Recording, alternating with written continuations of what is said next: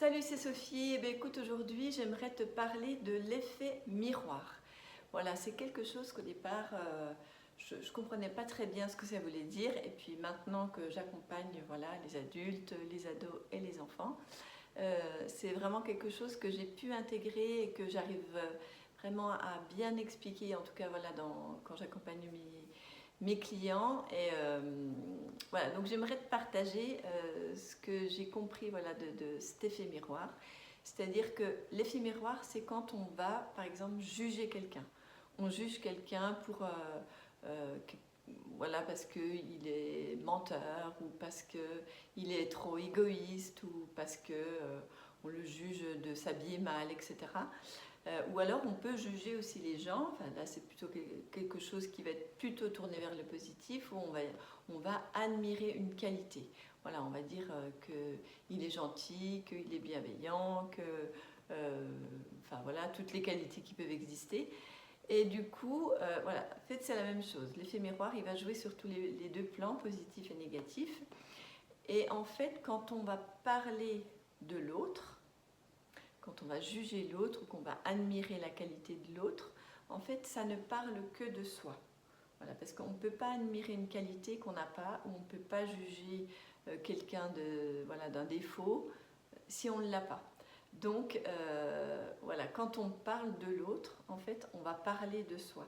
Et c'est en ça que le miroir, il est intéressant parce que finalement, on vit dans une société, on a du monde autour de nous, et finalement, c'est les autres qui vont nous apprendre à mieux nous connaître.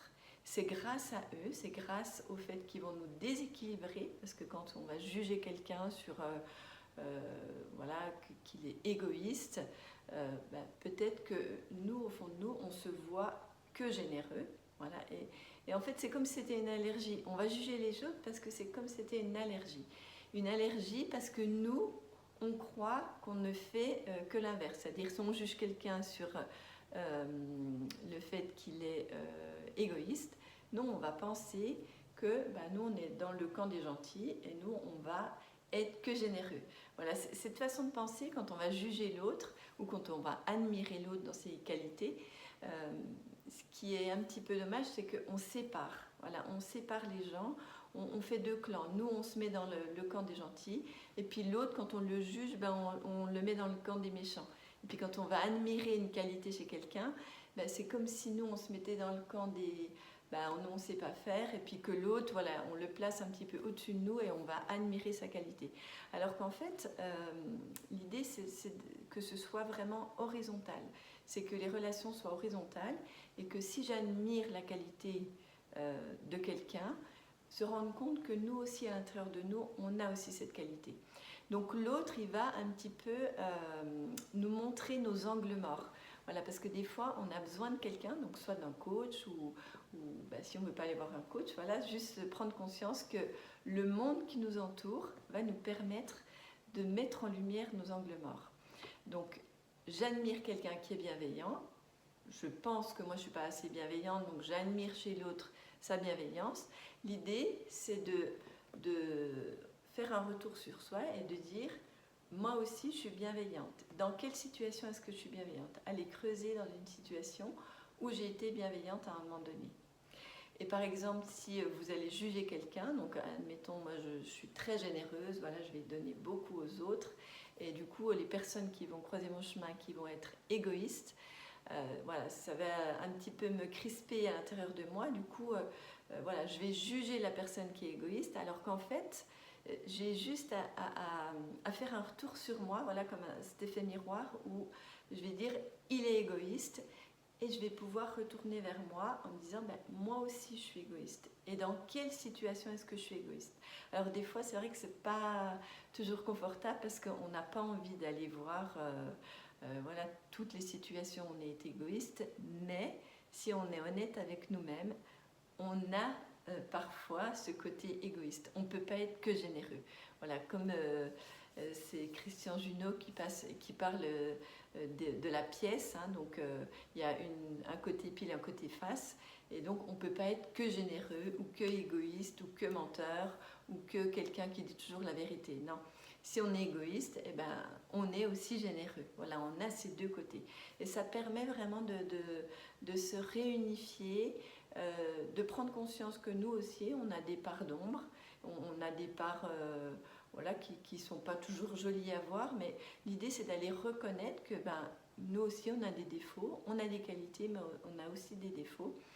Et du coup, quand on va plus accepter, voilà, par exemple, si je juge quelqu'un qui est égoïste, donc je vais retourner vers moi et je vais me dire, moi aussi, par moments, je suis égoïste. Et du coup, quand je prends conscience que dans certaines situations, je suis aussi égoïste, du coup, ça va, l'effet va être que je vais un peu plus accepter l'autre. Voilà, c'est qu'on va aller un peu plus vers l'amour. Voilà, parce que l'idée de cette venue sur Terre, c'est quand même bien ça, c'est que l'amour soit au centre de nos vies. Donc, tant qu'on juge quelqu'un, voilà, on est dans la séparation. Et l'amour, du coup, ça réunifie les êtres humains. Donc, du coup, c'est de voir que ben, l'autre est mon miroir, l'autre, il me montre aussi une partie sombre. Et l'idée, ça va être voilà, d'accepter nos défauts, nos qualités et nos défauts. Voilà. Donc, c'est-à-dire que voilà, ce que je juge chez l'autre est également en moi. Ce que je juge de l'autre ne parle que de moi. Voilà, c'est cette idée qu'il faut retenir. Et moi, ce que je veux vous proposer pour réfléchir un petit peu à cet effet miroir, voilà, quand vous allez croiser quelqu'un qui va vous déséquilibrer parce que vous allez le juger, ou alors au contraire, vous allez voilà, l'admirer, ça va être de rajouter, voilà, si ce petit bonhomme dans votre tête commence à dire oui, celui-là, il est trop comme ci ou trop comme ça, c'est de rajouter cette petite phrase « comme moi ». Voilà, c'est-à-dire que si ça s'active à l'intérieur de votre tête quand vous rencontrez par exemple la voisine, je sais pas moi, ben, on va reprendre, voilà, qui est égoïste, l'idée c'est de dire « comme moi ». Et du coup, voilà, reprendre une situation où vous avez été égoïste et vous allez vous rendre compte que vous aussi, vous êtes égoïste parfois.